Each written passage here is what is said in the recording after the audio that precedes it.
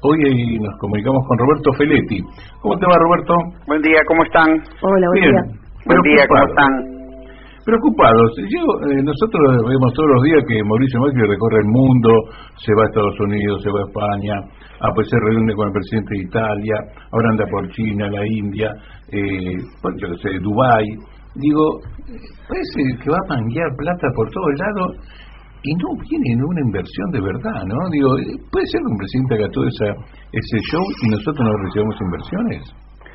Y puede ser por varias razones. En primer lugar, porque si yo llevo la plata a un banco y gano el 1,5 mensual en dólares, ¿para qué me voy a complicar? ¿Para qué voy a invertir en alguna actividad? Claro, digo, si la renta financiera en la Argentina hoy es imbatible respecto a cualquier actividad productiva, es decir, vos ganás más llevando la plata al banco, y te digo un banco público, no te digo una gran especulación, ya no te hablo de comprarle vaco, arbitrar bonos, la llevo una persona, un inversor que puso $1 millón, lo cambió a pesos el 2 de enero del este año, el 2017. Tenía $1 millón, lo cambió a pesos, le dieron casi 16 millones de pesos. Lo retiró 120 días después, 4 meses después, renovándolo todos los meses en el banco, en un banco público. El 2 de mayo lo retira, se ganó ese $1 millón, se le transformó en $1.104.000. O sea, se ganó $104.000 en 4 meses. Y Roberto, ¿qué inversión? A ver, digo yo, claro. Vos decime, vos venís y me decís, che, tengo $1 millón, ¿qué te parece? ¿Compramos una mes? Yo te digo, no. Ese es el primer dato. El segundo dato, que no tenés marcado. Digo, es una pregunta del primer dato. ¿En el mundo hay algún país que ofrezca estas facilidades para este tipo de especulación? En este momento no. Hubo otros momentos que sí. En algún momento Brasil mantuvo una tasa de interés real positiva también grande, pero con algunos resguardos y salvaguardas, ¿no? Brasil también, sobre todo en el gobierno de Dilma, comenzó este recorrido, y todos sabemos lo que está pasando con Brasil. Es la peor recesión de 80 años, y hubo un intento también. Y el gobierno argentino facilita esto de ingresar y te podés llevar todo. Absolutamente. No es que te diga, mirá, déjalo por 2 años. Antes tenías la obligación de dejarlo encajado 2 años. O sea, vos tenías que dejar un 30% de lo que ingresabas por 2 años, con lo cual no había rentabilidad más que 2 años. Está bien, 2 años es un tiempo razonable. ¿Y por qué el Estado quitó esta restricción? ¿Para qué? ¿Para beneficiar? Porque me parece que ellos piensan, primero porque es un buen negocio. Primero y principal, digo, lo primero que hay que pensar acá es que esto es un buen negocio, sobre todo para el conjunto o el sector social afín al gobierno. Y en segundo lugar, porque él cree que este es el modo de estabilizar o lograr flujo importante de divisas, porque, bueno, es lo que se llama bicicleta. Se calcula que lo que ingresa siempre va a estar corriendo por detrás de lo que sale. Claro. Ahora, esto es una bola de nieve, una cosa muy peligrosa, digamos. Las LEVAC ya llegan al $1 billón, digo, toda la base monetaria, digo,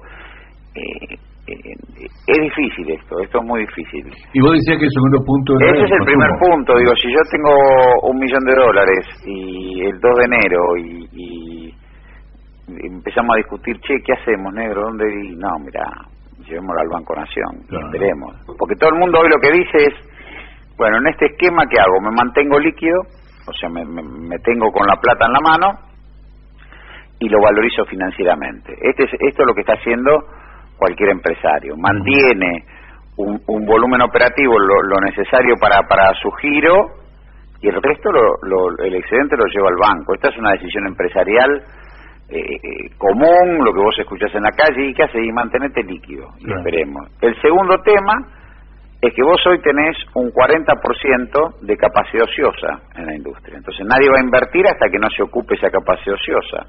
Ese es el otro punto. Vos, si no tenés mercado, ¿para qué vas a invertir? Digo, este es el otro esquema. Mientras, normalmente cuando un proceso de inversión, y a nosotros nos pasó, los momentos más fuertes de inversión fueron 2010, 2011 y 2007, 2008, estaban asociados a que vos llegabas a una capacidad de utilización de la capacidad instalada del 85%. Eso es lo que se considera, digamos, que la vas llevando al tope. Hoy esa capacidad instalada está siendo utilizada en un 60%, o sea, te queda un 40% por arriba, y esperá, mantenete líquido y esperá, con lo que tengo funciono. Y el tercer y último punto es que vos tenés una competencia importadora. Entonces, digo, ¿dónde podés invertir? Y puede ser que haya alguna inversión de riesgo en vaca muerta, eso sí, puede ser en energía, en litio, en industria extractiva, pero eso siempre es muy chico. Sí, y no genera tanta mano de obra. No genera expansión, ¿no? Claro. Pero ¿por qué? Yo digo, esto lo hemos hablado muchas veces, y se viene repitiendo. Digo, no es que decir, bueno, mira, lo van intentando por acá, intentando por allá. La política se repite. Esto que vos contás sigue desde hace un año y medio fácil. Bueno, porque son las debilidades que tiene la oligarquía argentina para construir un proyecto de país. Esto le funcionó a la generación del 80 porque, bueno, logró una buena inserción internacional e intentó un proceso de afirmación democrática con la apertura en el 16 del voto, pero después de ahí nunca más hubo un proyecto oligárquico que pudiera funcionar. Digamos, hoy ellos vienen a hacer negocios lo más rápido posible, a repartirse estructuralmente algunos mercados importantes como el de la energía. Lo vimos incluso en la pelea entre Aranguren y su viceministro Sureda, era la pelea de Shell contra Pan American Energy. Claramente quedó ahí expresado la pelea del poder por el reparto de mercados, y después esperar, valorizar financieramente y esperar. Esto va camino a un escenario de mucha tensión, pero evidentemente no hay una masa crítica de agentes económicos, de gente con dinero que esté pensando realmente y pueda legitimar un proyecto de país.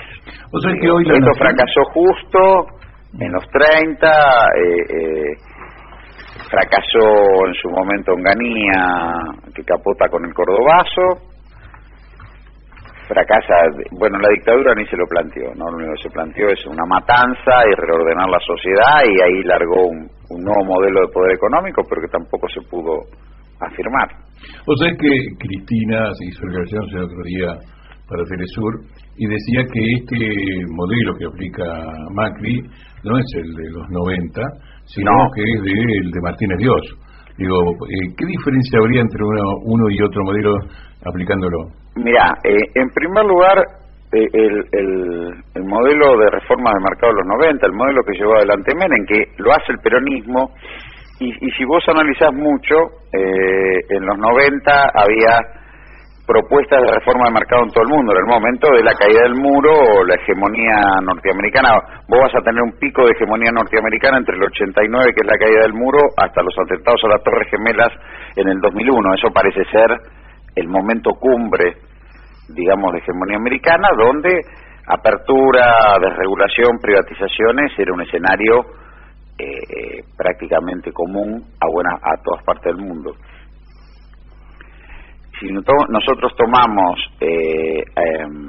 América Latina, en México se hace con fraude. Salinas de Gortari se cae en el recuento de votos, en el PRI se hace con fraude, en Brasil se corcovea bastante, y cuando Collor de Mello quiere avanzar vuela por los aires, y Enrique Cardoso.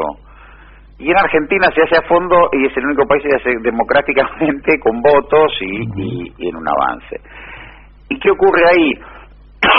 Primero que nada, nosotros veníamos de la hiperinflación, o sea, el Estado estaba prácticamente colapsado. En segundo lugar, se produce un shock de la mano de capital extranjero, o sea, la decisión es reemplazar las carencias del Estado con capital extranjero. Se produce un shock de inversión y de modernización de la economía de la mano del capital extranjero. Sobre todo conecta con ese capital extranjero que escapaba de Maastricht porque iba a tener escenario de competitividad en Europa, se venía la unidad, y empresas españolas, francesas, italianas buscaban mayor escala en América Latina para poder competir. O sea, hay una conexión favorable. Y efectivamente la Argentina pasa de la metalmecánica a la digitalización y de la hiperinflación a la estabilidad en un shock de 3-4 años. Claro, eso se acompaña de una fuerte expansión del gasto público en términos reales, que compensa, por lo menos entre el 91 y el 95, los golpes del proceso de modernización. Sí, el gasto público crece un 50%, digamos, las privatizaciones generan 26.000 millones de dólares y eso en una gran parte se vuelca a expandir el gasto público. Entonces, vos tenés un shock de modernización, es decir, el pueblo argentino se pone de golpe en la frontera del consumo de lo que era ese momento, que venía retrasado, se produce un shock de estabilidad como no habías tenido en muchísimos años, en 50 años prácticamente se controló la inflación, y hay políticas paliativas, el Fondo de Reparación Histórico del Conurbano, que volcaba 2 millones de dólares diarios en el conurbano, era un ejemplo claro. Digo, también las provincias aumentan mucho su gasto público y el empleo público, digo. Entonces, se produce un proceso de reformas de mercado consensuado,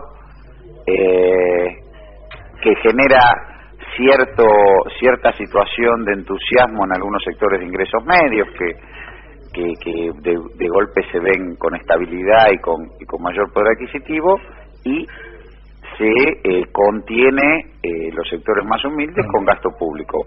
Obviamente eso era un modelo que no generaba, y por el otro lado, la apertura, esto es muy importante, estaba en línea con un proceso de expansión del comercio internacional, es decir, Estados Unidos era fuertemente deficitario y le compraba al mundo, y eso generaba un espacio de crecimiento del comercio internacional que hoy no hay.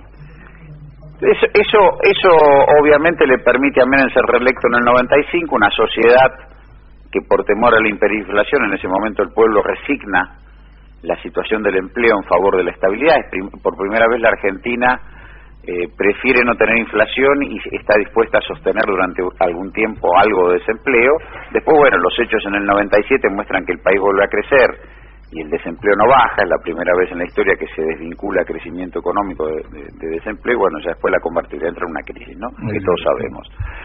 Digo, estos fueron los 90. Lo de Martínez de Oz fue completamente distinto. Martínez de Oz fue una decisión armada en el marco de una represión brutal y de una matanza, de reestructurar la sociedad argentina rompiendo el modelo de industrialización. Por eso es partido a esto. Argentina en el 76 venía en un proceso de industrialización muy potente, venía efectivamente una economía parecida a la que nosotros tenemos en el 2015, que se había sobreexpandido y que no encontraba retorno de inversión, y venía en un proceso de alto grado de asalarización, alto grado de sindicalización y alto grado de identidad política, con una alianza fuerte con un sector empresariado industrial no tan concentrado, y esa alianza fuerte es la que cuestionaba el poder. Entonces la opción que plantea Martínez de Oz es la opción desindustrializadora, la ruptura del proceso de desindustrialización. ¿Por qué?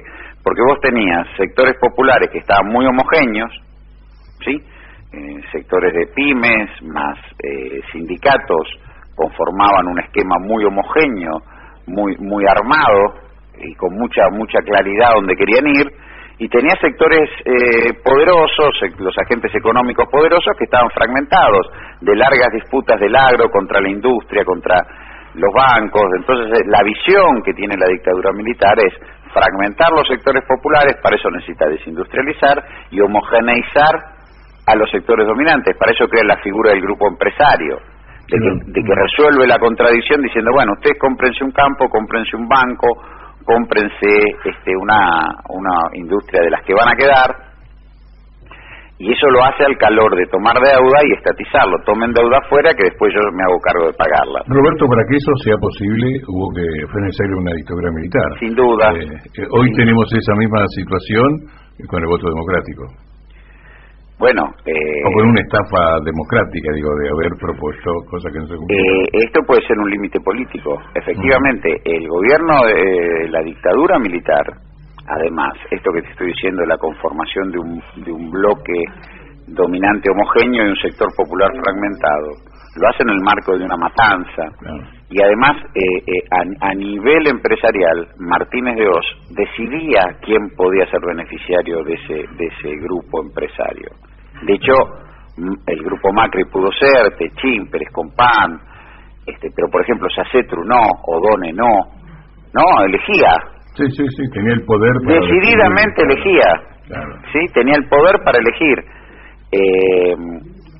Pero es muy parecido a esto. Hoy ¿no? está pasando lo mismo. Hoy lo que uno escucha por lo bajo de algunos sectores empresariales es que también el escenario de negocios que se abren en los mercados de energía, de minería, de finanzas, del agro, no es para todos. No es que se abre una libre competencia. Bueno, se eligen qué sectores. Han ganado acá. Hay sectores que están ganando mucho y hay sectores que no tanto. Lo mismo que tienen los cargos que ocupan el gobierno, quienes son beneficiados directos. Ahora, efectivamente, es el formato político de una dictadura asesina no es lo mismo que el de un gobierno constitucional para llevar adelante esto. La opción de desindustrializar el país, de bajar los salarios y de bajar los impuestos, es decir, ir a un Estado...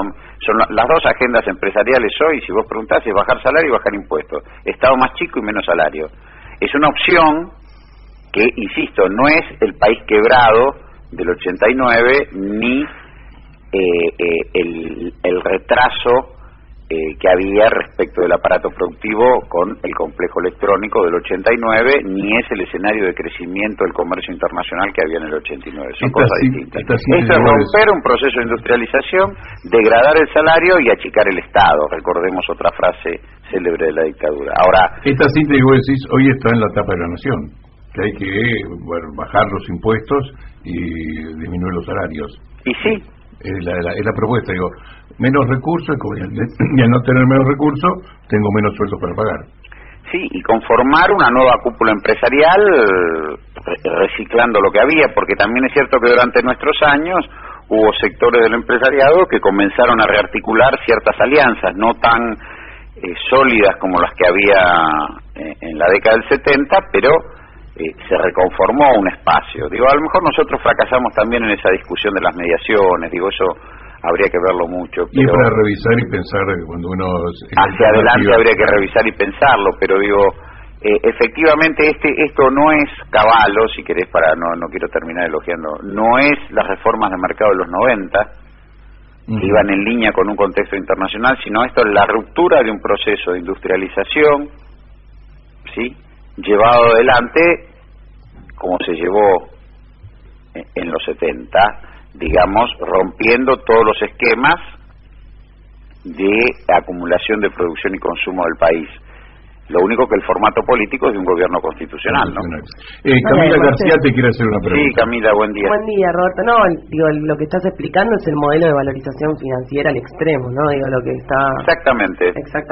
No, yo te quería preguntar dos cositas que a mí me preocupan bastante. La primera es el tema de la deuda externa, que creo que es algo tremendo lo que está sucediendo, el nivel de deuda externa que estamos teniendo y sobre todo el nivel de endeudamiento que están teniendo las provincias con el exterior, ¿no? Esa plata que entra y que se especifica y se queda con una parte del Estado Nacional. Bueno, me gustaría que expliques un poco eso. Y después, el otro dato, ¿no? El 2,6% de inflación de abril, que esto tira por la borda el 17% de inflación que venía previendo el Banco Central para este año. Ellos dicen que este esquema va a seguir estando porque es la única forma de bajar la inflación, ¿no? Esta cuestión de que no haya, ¿cómo se llama? De seguir con este modelo de recesión, digamos. Mira, dos cosas. Primero, el primer paso que vos necesitas para achicar el Estado es quebrarlo, Ellos van camino, han desfinanciado al Estado en principio por la baja de impuestos, es decir, ellos eliminaron bienes personales, ellos eliminaron impuestos internos a altos consumos, ellos bajaron retenciones, ¿sí? Y por el otro dejaron el núcleo de impuestos que está atado al consumo, IVA para la nación, ingresos brutos para la provincia, en un contexto recesivo cae la recaudación. Sí, este es el primer punto, han desfinanciado el Estado. El segundo esquema es de desfinanciamiento. Obviamente para quebrarlo tienen que hacerlo con deuda que toman en dólares, con lo cual cualquier salto cambiario te agudiza la quiebra del Estado, porque vos estás tomando un pasivo en moneda extranjera y vos recaudás en pesos. Si se devalúa, inmediatamente eso impacta sobre la ecuación fiscal y te lo desarma. Y en tercer lugar, las quiebras del Estado siempre provinieron de dos núcleos. Es mentira que eso proviene de la administración central, que hay muchos empleos públicos, no. Siempre las quiebras del Estado provinieron del déficit del sistema previsional y del déficit de las provincias. ¿Sí? Esos son los dos lugares, por eso cada tanto empiezan a hablar de extender la edad jubilatoria, de congelar la movilidad previsional, y las provincias. Las provincias durante este año y medio han tomado el rumbo, porque evidentemente no ha habido, esto no es un cargo político, pero no ha habido lo que antiguamente se llamaba Liga de Gobernadores o encuentros en el Consejo Federal de Inversiones, donde se solían reunir los gobernadores y le planteaban demandas colectivas al Poder Ejecutivo, sino que ha habido, bueno, un proceso de decir vamos a transitar esto y mientras tanto que no se nos caiga nada, y van tomando deuda. Digo, la situación de las provincias, si uno las empieza a mirar hacia el 2018, o van a tener que achicar sus estados o van a tener que emitir cuasimonedas. Digo, esa es la realidad. La capacidad de endeudarse de las provincias, además le están golpeando el principal recurso propio, que es ingresos brutos, que es un impuesto absolutamente atado al ciclo. En la medida que vos no tenés ciclo expansivo, chau. Recién hablamos con un funcionario de Alicia Kirchner y nos contaba lo que pasaba en Santa Cruz. Bueno, que es esto, la síntesis de esto, termina tomando préstamos externos y con una posibilidad de pago, ¿no? No hay préstamo externo es el que vos podés decir, bueno, yo lo tomo ahora, que no se me caiga nada y espero a ver qué pasa. ¿Viste? Como yo te decía, los empresarios que se desestoquean, ¿y qué hacemos? Y bueno, claro, mantenete líquido. Bueno, yo acá voy bicicleteando a ver qué pasa. Eso obviamente tiene límites. Es cierto que hasta ahora en lo político no hubo un planteo colectivo de los gobernadores peronistas. No, nadie ha reclamado sobre eso.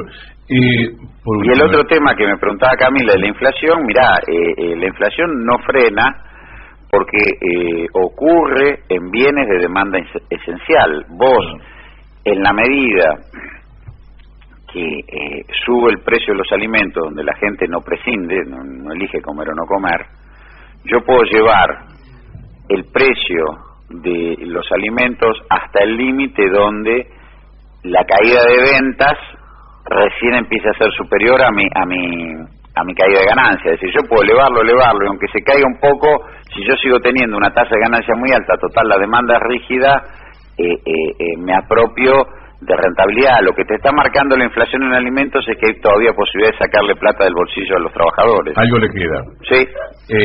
Esto que decís vos, hoy lo dice también La Nación con respecto a que el gobierno estaría enojado con los empresarios del supermercado. Pero una cosa, la última, si no te molestamos más, es todos los funcionarios, los medios de comunicación, todos dicen, habría que hacer tal cosa, pero no lo vamos a hacer por ahora, lo vamos a hacer después de octubre. Uno se imagina que si esto que hicieron ahora no es lo que había que hacer, que hay que hacer algo más duro, va a ser tremendo después de octubre, de acuerdo a cómo le vaya el resultado y bueno, esa gobierno, es una incertidumbre, digamos. Ellos efectivamente van a querer bajar el déficit y van a querer producir un nivel de equilibrio, porque también ellos tienen el límite para seguir endeudándose y también los que le prestan le empiezan a poner límites. El problema es quién paga el costo de esas decisiones, ¿no? El punto es según como sea el proceso electoral, quién y de qué manera va a conducir ese esquema, digo, si es que lo quieren llevar adelante. La situación efectivamente macroeconómica es muy débil, muy vulnerable y muy delicada.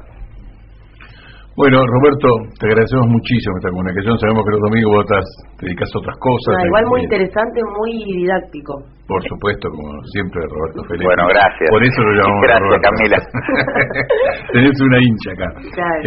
Roberto, te agradecemos muchísimo, en serio. No, y te de nada, vamos a volver un a abrazo molestar grande, negro, nos vemos. Un abrazo. Roberto Feletti es el secretario de Hacienda de La Matanza, más grande que una provincia.